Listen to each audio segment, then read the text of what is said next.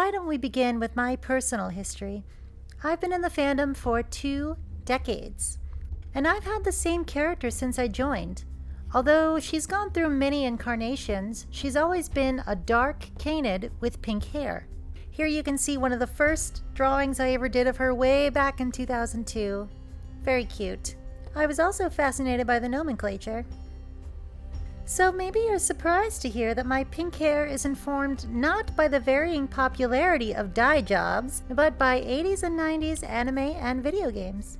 I've mostly been a commissioner, but I've done everything from DJing to writing and editing Furry tabletop roleplay royalty Ironclaw, and Furry found footage started, in fact, as a Furry convention exclusive in 2014. Here's a clip of one of my standing room only presentations. How about you in the first suits? Yeah, come on. Look at his Can you talk?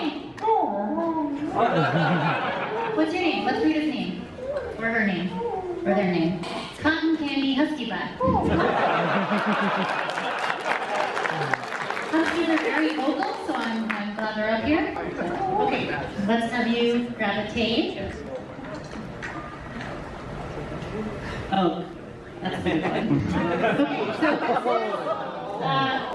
Bozo, the world's most famous clown. And these are Bozo adventures. Congratulations!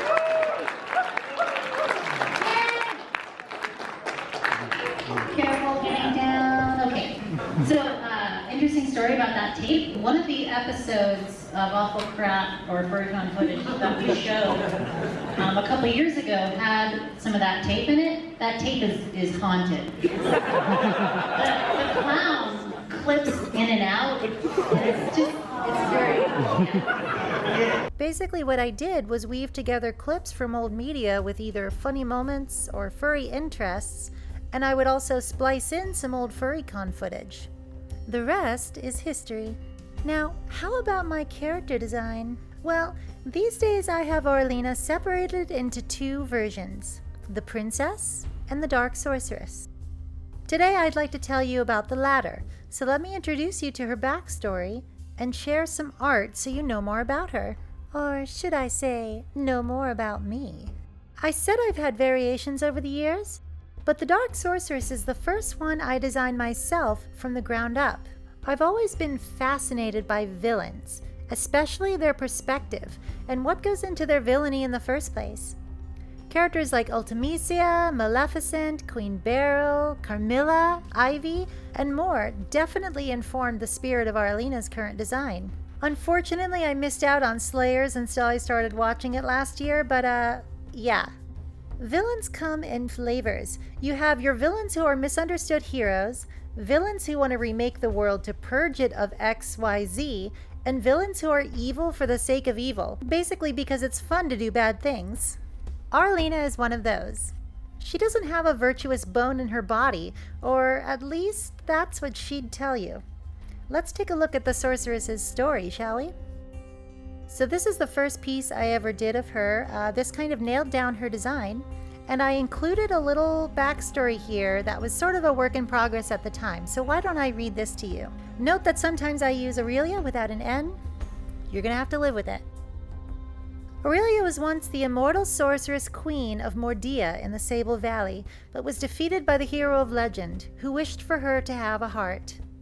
After being sealed in crystal for 100 years, when she emerged, she realized she had undergone a class change to a magic princess and now suffered from mortal emotions. She travels the land trying to regain her dark powers and find the hero's ancestors to exact her terrible revenge. Sounds nice, doesn't it? I love when villains have a distinct motivation. I like this design from the moment I made it, and it seems a lot of other people have too. In fact, I've also cosplayed this design, so maybe next time I come to a con, I'll wear this. If you're good. Next, I'd like to share some art that I've commissioned or art gifts that I've gotten of the Dark Sorceress Aurelina, and I'm going to read you a slightly more detailed version of the backstory that I wrote more recently. It has been 100 years since her immortal reign over the Sable Valley came to an end. After the legendary heroes known as the Shining Seven defeated her at the Veil Between Worlds, the champion Alex granted her one final mercy. Instead of destroying her utterly, the heroes sealed her in a class change crystal. At last, the continent knew peace. On the day the people celebrated the 100th anniversary of her sealing, the crystal cracked. Then, the slumbering sorceress emerged from her imposed torpor, coughing, sputtering, barely able to draw breath. She had been a queen of sorcery, level maximum, but now she was starting from the beginning as a level 1 magic princess. While in the crystal, she had grown a heart in accordance with the hero's cooperative wish. Now she must struggle with mortal emotions while regaining her lost powers, her country, and must take revenge on the hero's descendants. So there you have it. I haven't planned out too much more with the heroes, particularly Alex, but I can tell you that the hero's name is Alex because in the original Dragon Quest, aka Dragon Warrior, you can only have 4 characters for your name. And that was usually the one I picked when I was playing it, when I was about 6 years old. I also like Alex because it's a gender-neutral name, so the hero could really be either, which is kind of a nod to those games where you can pick your character's gender. Anyway, although her backstory might sound somewhat serious, the level of seriousness actually kind of varies. I wanted to have more fun with her as opposed to the princess design, so I do a lot more comedy stuff with her. For example, she hates bards, like Theodric Silverhoof here, who refuses to stop playing this lute. And can you blame her? Bards are basically the one who, while the heroes are thrashing you, are singing about how cool they are for doing it. Sounds pretty annoying to me. The sorceress's basic strategy when encountering a hero is to intimidate, and if the intimidation succeeds, to continue intimidating. But if it fails, she'll start crying. Oh, mortal emotions are so hard to deal with. Furthermore, she sometimes ends up on the receiving end of some, rather well-rounded punishments. What can I say? Old habits die hard. Not only have I done some other art of her myself, such as this picture based on the cover of Brandish Renewal for the PC-98, I've also designed another character who acts as one of her minions. This is Roland. He's a Bulossus who is her steadfast minion. Essentially, he's a kind of golem with little thought of his own, but he does take orders very well. He calls Aurelina his moostress. He's also a really, big fan of mine, shall we say. And being based on a steam boiler, he's known to get pretty backed up sometimes.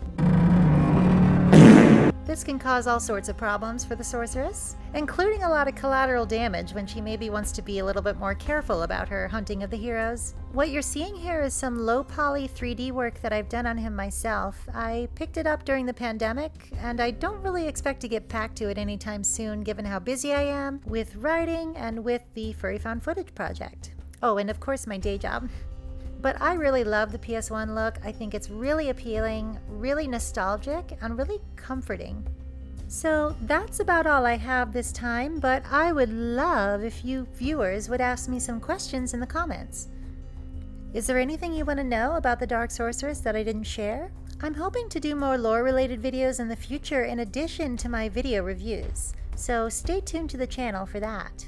As always, I'd like to thank my wonderful $5 Laserdisc Patreon supporters for supporting this video and this channel. For only $5, you can get me to say your name on the air. So thank you, Victor the Mewtwo, Kilbaro Khan, Malcolm Thomas, JF, Delano Possum, Alex McFall, Joe the English Otter, Silly Scotty Dog, Kooky Trails, Plexel, Stubadub, Crown, Norman Whitetail, and Miorja. Thank you again for watching this video, and I look forward to creating more in the future. Ta-ta for now, and if you see signs of any hero's descendants, would you send them my way? Maybe after I've leveled up a bit first. I'm having trouble with the slimes at the entrance to the baby dungeon. Yeah, they don't respond well to me shouting at them, and neither do the minotaurs and kobolds.